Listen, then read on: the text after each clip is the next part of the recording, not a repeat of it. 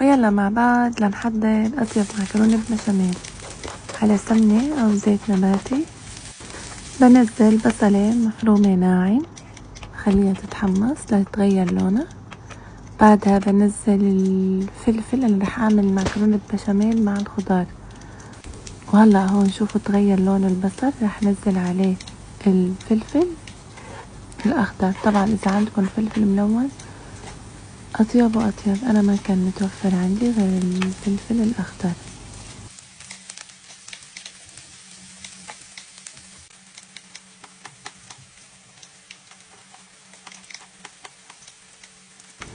وبس أخذت الفلفلة الخضرا لون رح نزل قطع جزر. أنا بحب الجزر كتير، ما بكتر، حبة جزر وحدة بس، وبخليهم يدبلوا كمان مع بعض. وبعد آخر شي أنا بنزل الفطر، كمان بقطع فطر فريش وبنزله فوق الخضار.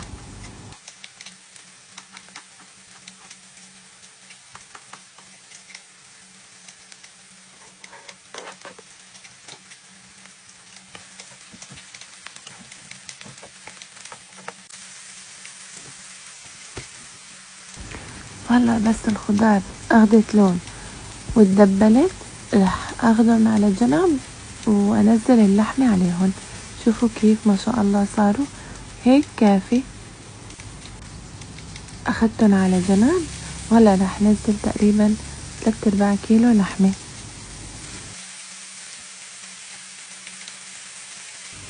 أول شي بقلي اللحمة وبعدها بخلطها مع الخضار، بقلي اللحمة منيح لتستوي.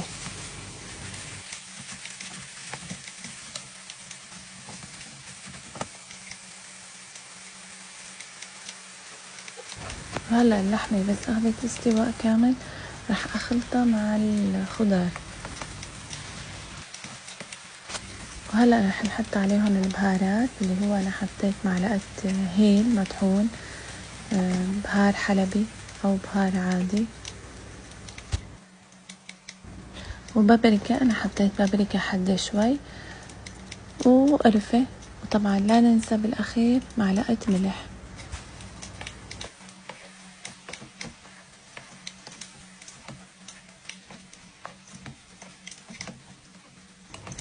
وطبعا كذوق شخصي أنا عندي حبة بندورة فرمتها وحطيتها فوق اللحمة مع الخضار، بتعطي طعم ولا أطيب. فيكم تستغنوا عن هاي الخطوة إذا حبيتوا. وطبعا كإضافة أخيرة بضيف آخر شي معلقة دبس فليفلة، بتكون حادة أو بتكون حلوة. هيك ما شاء الله الصلصة صارت عنا جاهزة، اللحمة مع الخضار ما شاء الله كيف تسبكت وصارت جاهزة للحشوة البشاميل.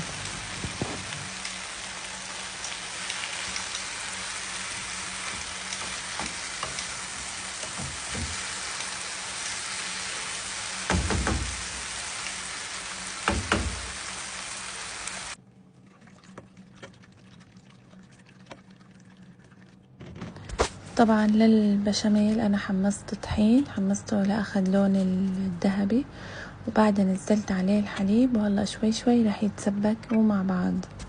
طبعا حطيت بس بهار أبيض.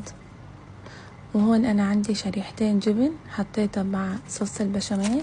طبعا فيكم تستغنوا عنها بس تعطي دسامة أكتر للبشاميل.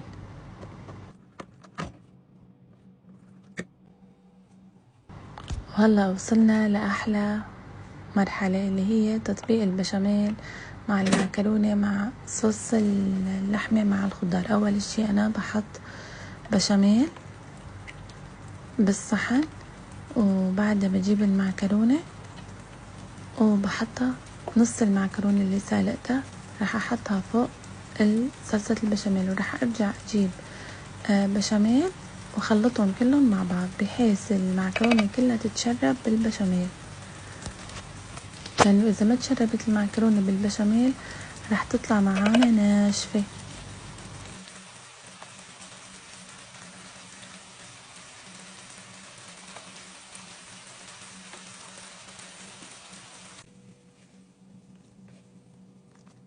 وهلا طبعا بعد ما ما خلصنا من أول مرحلة رح نزل كل الخضار، اللحمة مع الخضار فوق البشاميل.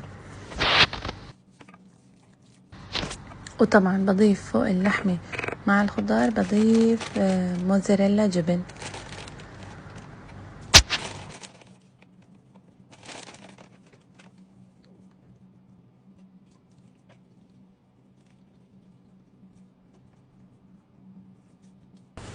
وبرجع بحط طبقة معكرونة، وهلأ صوص البشاميل كله بحطه فوق المعكرونة.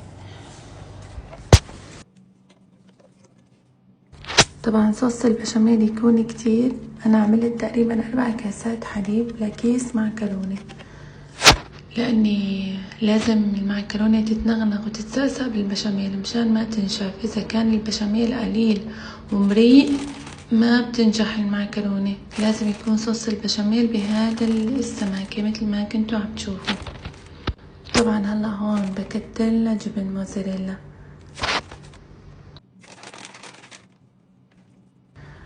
وهيك طبقنا صار جاهز.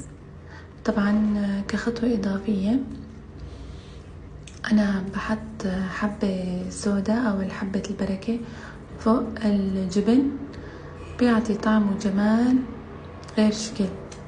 طبعا فيكم تستغنوا عنها إذا حبيتوا. وهلا هيك طبقنا صار جاهز. رح نحطه بالفرن لدرجة حرارة 200 من تحت أول الشي، وبس بلش ياخد استواء من تحت المعكرونة بشغل من فوق لأن الجبنة فورا بتحترق.